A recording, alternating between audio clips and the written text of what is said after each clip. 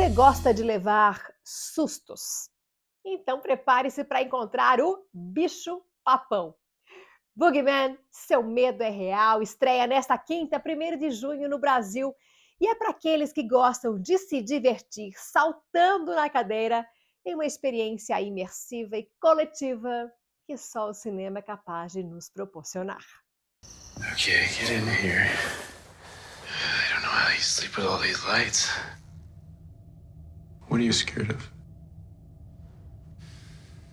A porta do armário aberta pode ser a saída para o bicho-papão. I don't see anything.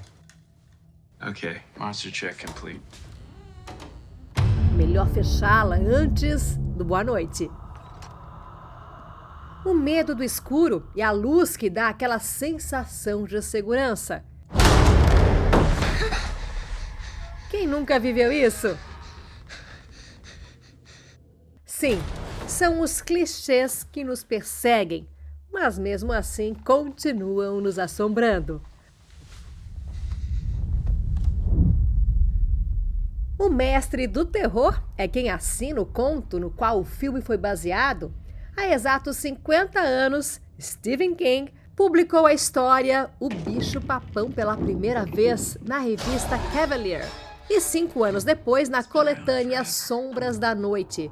E isso nos mostra que o tempo passa, mas os medos ficam e permanecem os mesmos. Até sendo um combo de clichês, escuridão, traumas psicológicos e luto.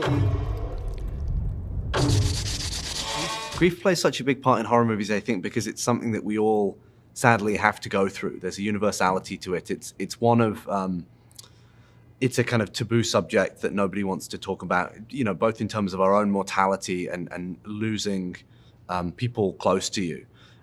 Horror, I think, is best when it's speaking to the things that we don't ever want to talk about in polite conversation, and grief is such a huge one that hangs over all of us that we never ever speak about. And it's also it's the specter of death, which is also, you know, the starting point for so many of our boogeymen.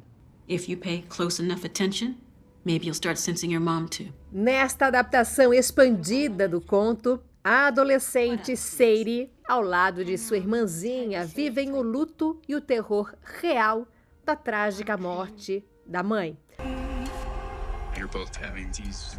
O medo de novas perdas amedronta as irmãs que agora se veem atormentadas em casa por uma presença sádica e lutam para fazer com que o pai perceba a ameaça antes que seja tarde demais.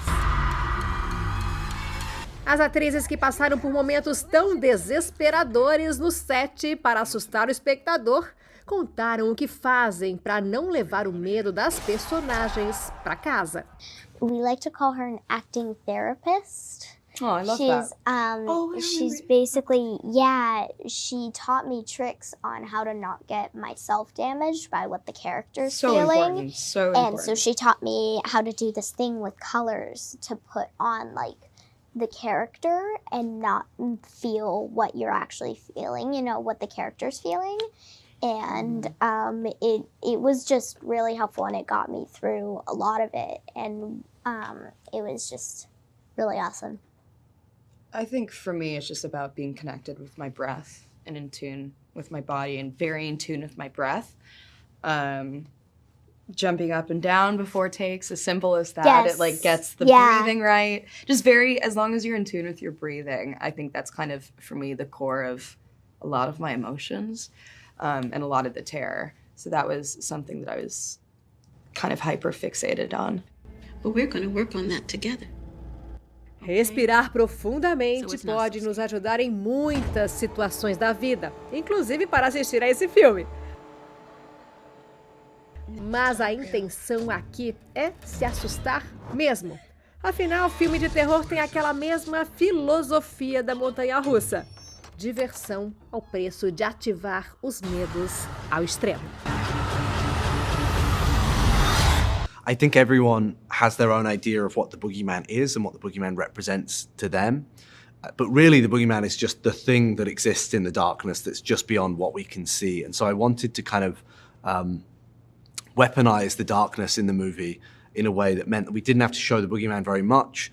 But every time there was a dark space in the frame, the audience was on edge. They felt like they might be able to see the twinkle of some eyes there, or that something might emerge from the shadows.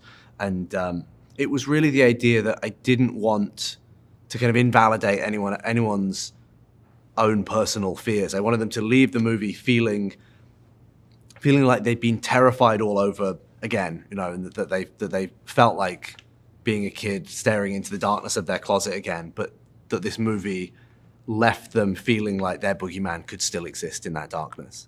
There's no such thing as monsters. You need to grow up. I'm serious, Sawyer. I need to be alone.